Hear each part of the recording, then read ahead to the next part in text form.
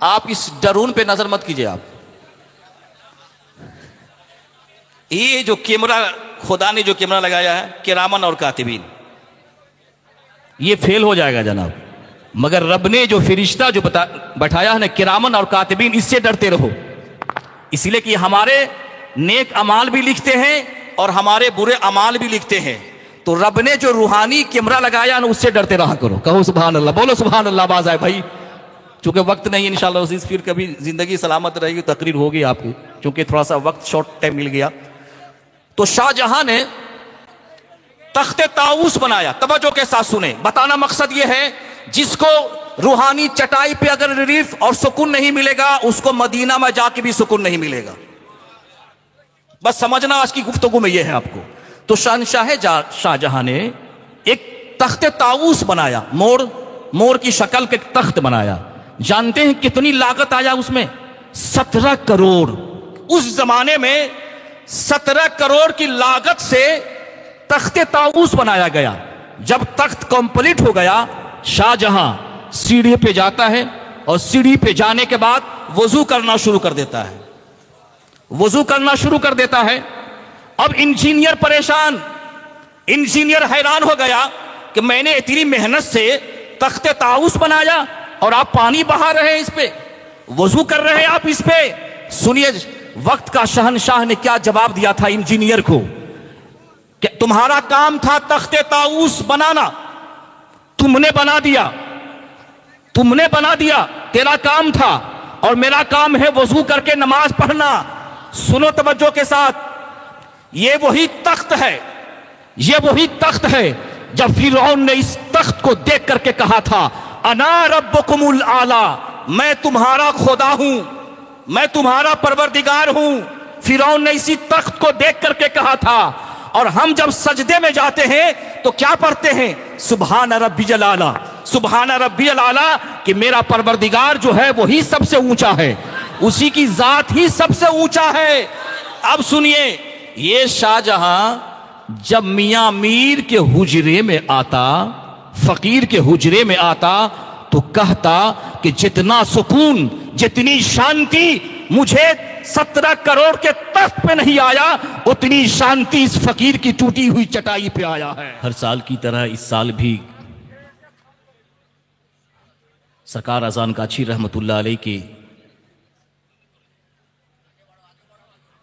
وطن مقدس میں تشریف لانے والے معزز محترم علماء کرام، معزز سامعین حضرات، پردہ میں رہ کے سننے والی ہماری ماں اور بہنوں اور بیٹیوں، اس ناچیز کی طرف سے السلام علیکم ورحمۃ اللہ وبرکاتہ. الحمدللہ رب العالمین والعاقبۃ للمتقین والصلاة والسلام علی سید المرسلین. اما بعد، فاعوذ باللہ من الشیطان الرجیم، بسم اللہ الرحمن الرحیم. یا ایہا الذین آمنوا اتقوا اللہ وکونوا مع الصادقین.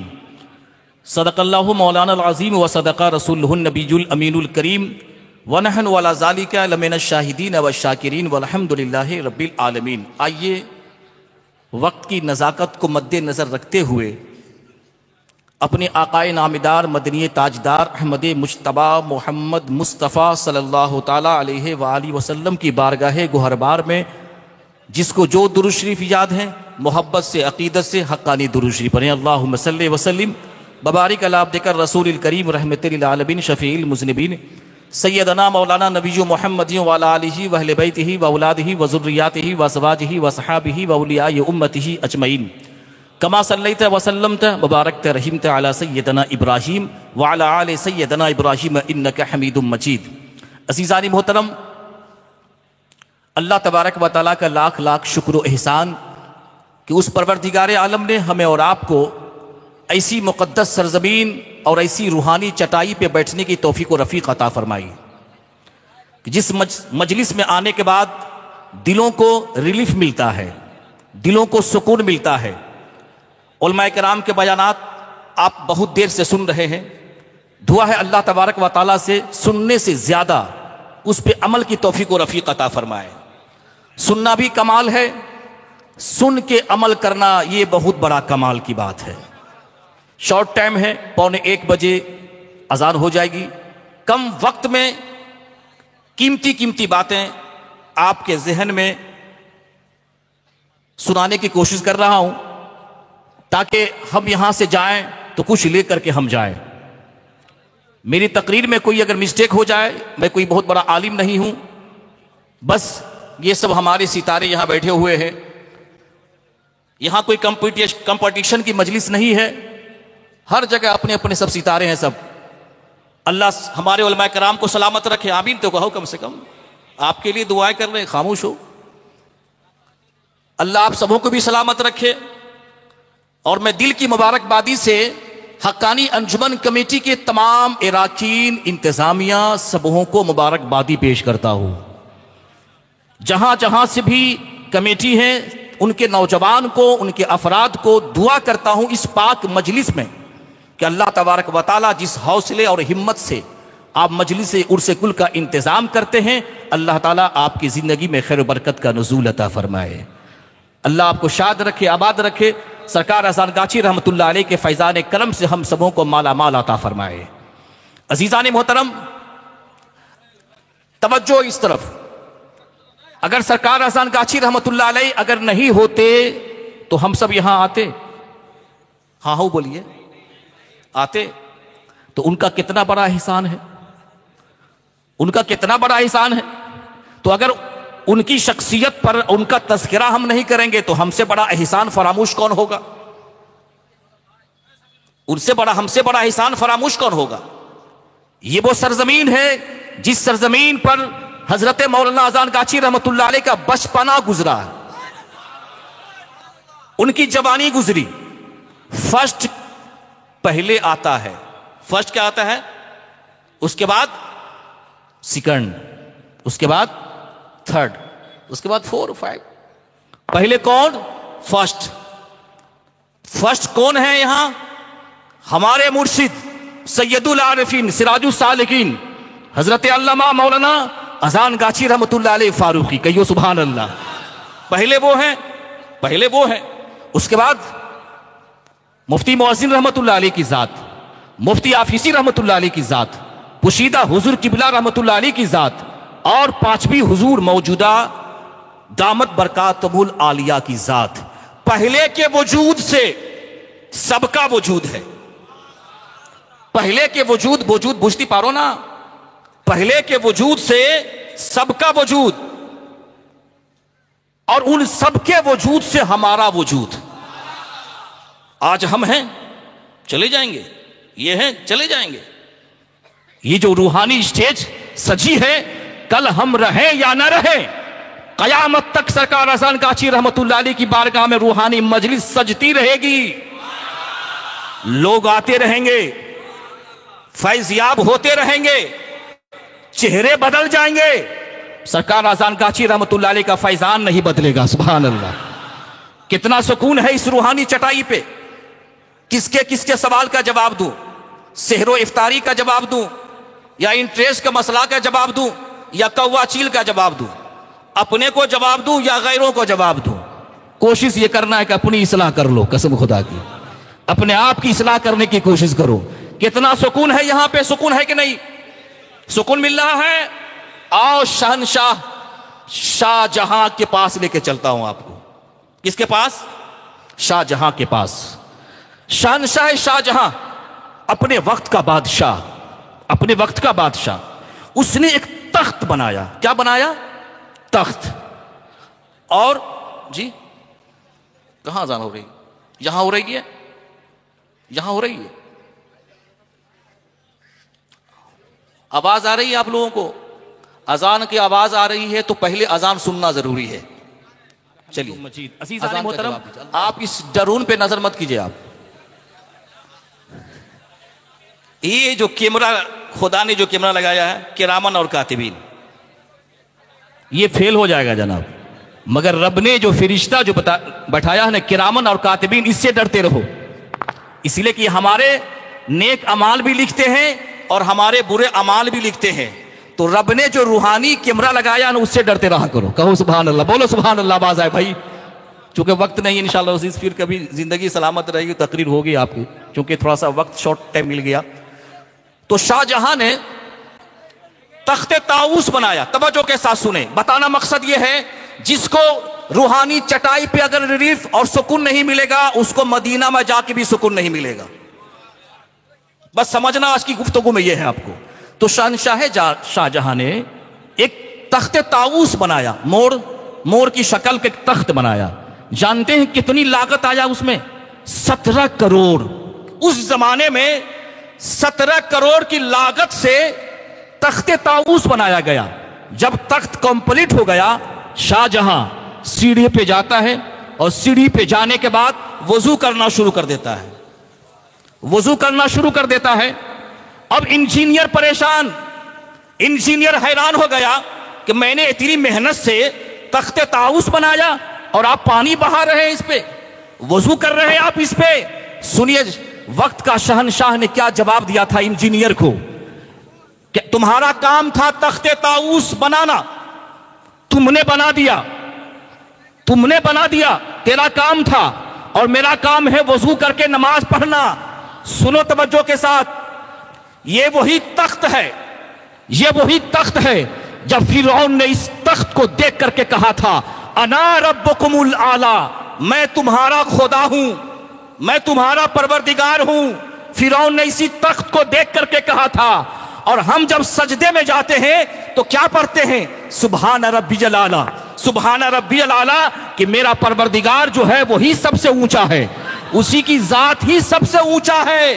اب سنیے, یہ شاہ جہاں جب میاں میر کے حجرے میں آتا, فقیر کے حجرے میں آتا, تو کہتا کہ جتنا سکون, جتنی شانتی مجھے 17 کروڑ کے تخت پہ نہیں آیا, اتنی شانتی اس فقیر کی ٹوٹی ہوئی چٹائی پہ آیا ہے. اب بتاؤ, وقت کے شہنشاہ کو بھی اگر کہیں سکون ملا ہے تو کسی فقیر کی ٹوٹی ہوئی چٹائی پہ.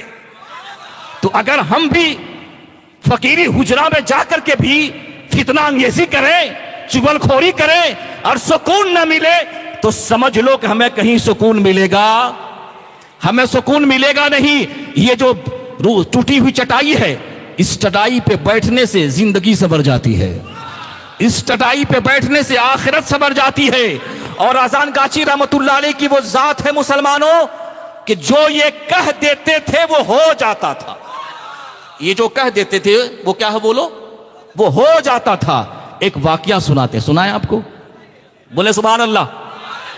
امام غزالی فرماتے ہیں ولی کی شان کیا ہے؟ حیاء فی وجہہ, اس کے چہرے میں حیا ہوگی, وہ بد کردار نہیں ہوگا, کریکٹر لیس نہیں ہوگا. اور 6 چیزیں ہیں آپ نے بیان کی ہیں, وقت نہیں ہے, انشاءاللہ پھر کبھی بیان کروں گا. ان 6 چیزوں میں جو ولی کی پہچان ہے, شفاء فی نطقہ, یہ جو کہہ دیتے ہیں اللہ اس کو پورا فرما دیتا ہے, اللہ اس کی دعا کو قبول فرماتا ہے. توجہ کے ساتھ سنیے, وقت نہیں ہے, صرف ایک واقعہ بیان کرتے ہیں کتاب کو دیکھ کر کے.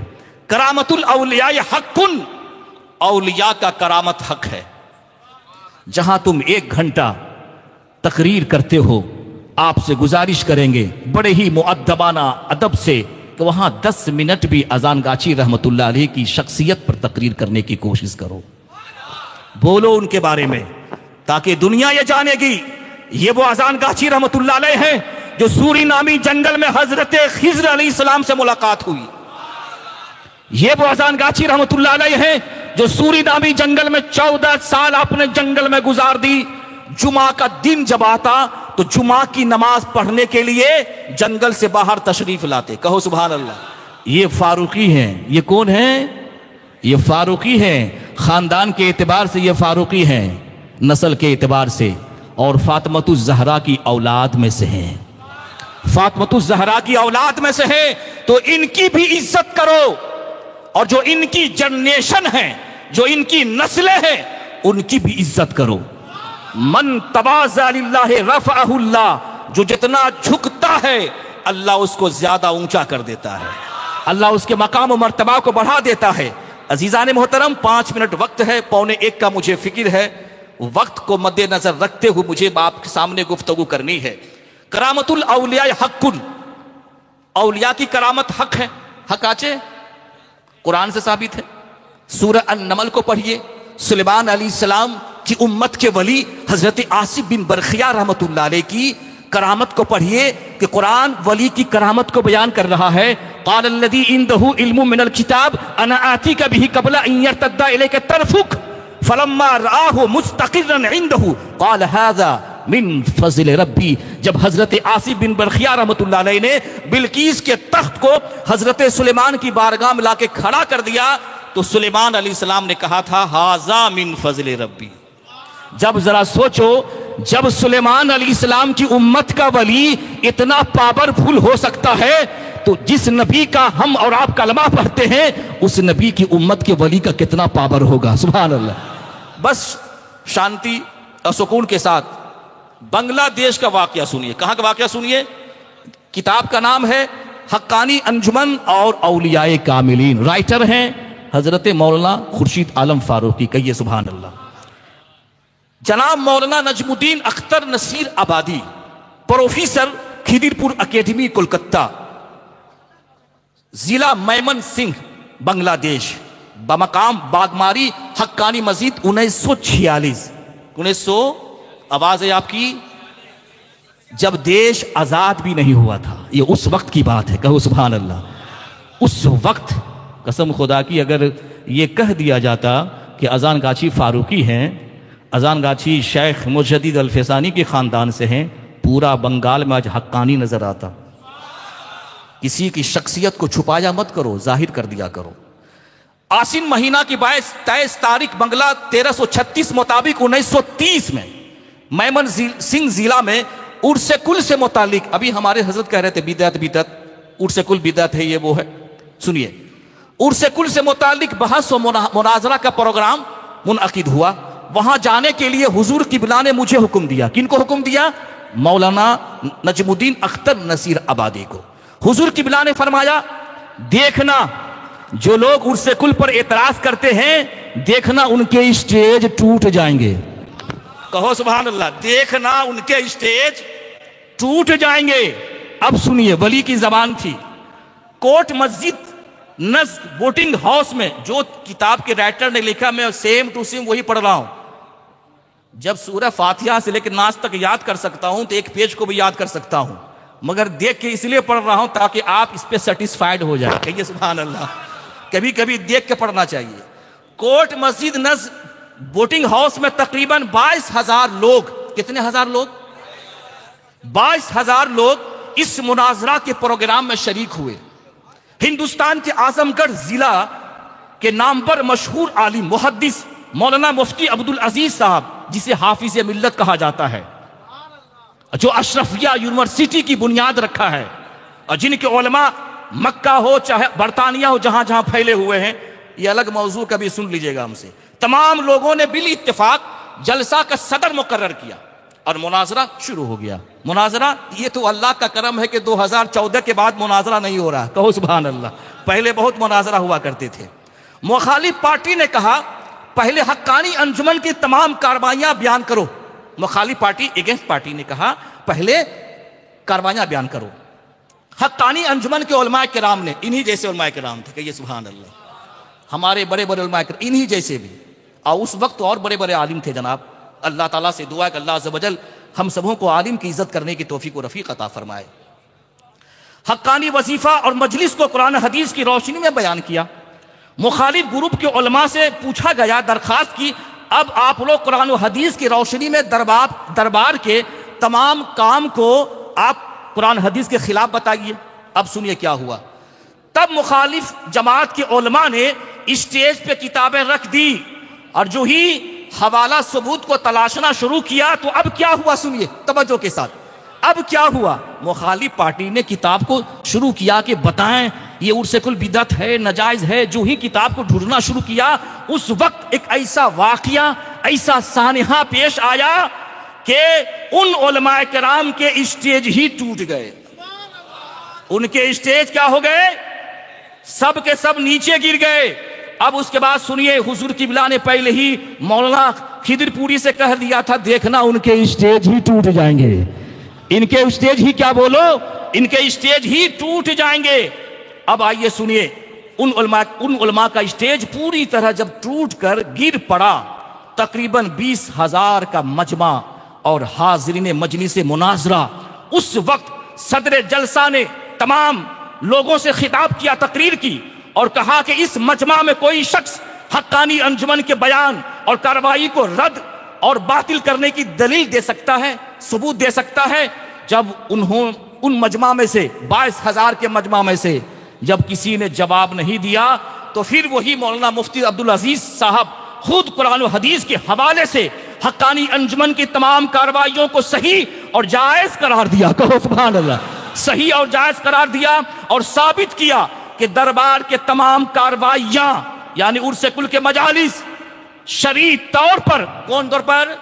شریعت کے طور پر بلا شک و شبہ جائز اور درست ہیں، کسی صورت سے بھی ناجائز اور بدعت نہیں. کہو سبحان اللہ. کسی بھی صورت سے ناجائز اور بولو تو بدعت نہیں ہے. تو عزیزان محترم، آپ سے گزارش ہے کہ جہاں آپ نماز پڑھتے ہیں کوشش کیجئے ایک مسلمان کی عزت کریں، کسی کو تکلیف نہ پہنچائیں.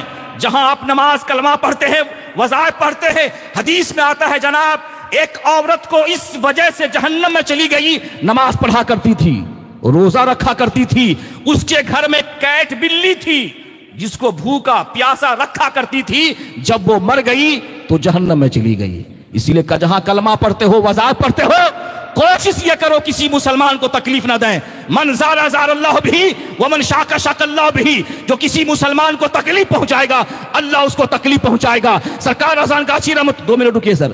سرکار رضوان گاچھی رحمت اللہ علیہ اتنے بڑے اپنے وقت کے محدث اور عالم تھے. اللہ فرماتا ہے خیر الناس من ينفع الناس.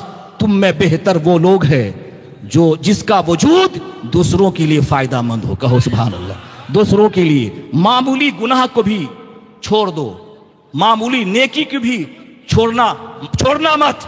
اسی لیے کہ حدیث میں آیا ہے ایک کھجور کا حصہ صدقہ کرو گے اللہ اس کے ذریعے سے تمہاری بخشش فرما دے گا، بخشش فرما دے گا. ایک دوسرے سے محبت کیجئے، محبت میں طاقت ہے. اور کوشش کیجئے جہاں آپ عرس کل کے نام پر لاکھوں کروڑوں روپیہ خرچہ کرتے ہیں، مینا کی سرزمین ہو چاہے چنسر پور کی سرزمین ہو، جہاں جہاں حقانی انجمن ہے وہاں ایک چھوٹا سا مکتب کھولیے. ہمارے پاس نہ دینی مدارس ہیں نہ دینی اسکول ہیں، کچھ بھی نہیں ہے. آپ کے لیے ضروری ہے کہ آپ دینی مکتب کھولیں گے انشاءاللہ، اپنے بچوں کو قرآن پڑھائیں گے. چنسر پور کی سرزمین پر لوگوں نے کہا تھا کہ ہم حقانی کو یہاں سے مٹا دیں گے. میں نام نہیں لینا چاہتا ہوں. میں نے وہاں کے اراکین سے کہا تھا آپ یہاں دینی مکتب کھولیے. الحمدللہ 100-200 بچے پڑھ رہے ہیں. جب میں وہاں مجلس میں گیا تو سب کے سب حقانی دروس پڑھ رہے تھے. چھوٹے چھوٹے بچے درود تاج پڑھ رہے تھے، حقانی وظیفہ پڑھ رہے تھے. ارے ہم سب تو کرایہ دار مولوی ہیں، آج ہیں کل چلے جائیں گے. تمہاری نسلیں بھی، تم اپنی نسلوں کو قرآن پڑھاؤ، علم دین سکھاؤ، تمہارے گھر گھر سے حقانی پیدا ہوگا، اذان گاشی کا چاہنے والا پیدا ہوگا. اس لیے انشاءاللہ مکتب کھولیں گے. مرشد کی اجازت سے ہر جگہ دینی مکتب کھولیے، 1 گھنٹہ 2 گھنٹہ پڑھے اور اس کے بعد اسکول کی بھی تعلیم لے، دینی تعلیم لے. اس مجلس عرس کل سے یہ پیغام ہے آپ کے لیے، بہتری کے لیے، کامیابی کے لیے، تاکہ آپ کی دین بھی سنور جائے اور آپ کی دنیا بھی سنور جائے. ہم سب مل کے پڑھ لیجئے استغفر اللہ ربی من کل ذنب واتوب الیہ لا الہ الا اللہ محمد رسول اللہ صلی اللہ علیہ وسلم. وآخر دعوانا ان الحمد للہ رب العالمین. السلام علیکم ورحمۃ اللہ وبرکاتہ.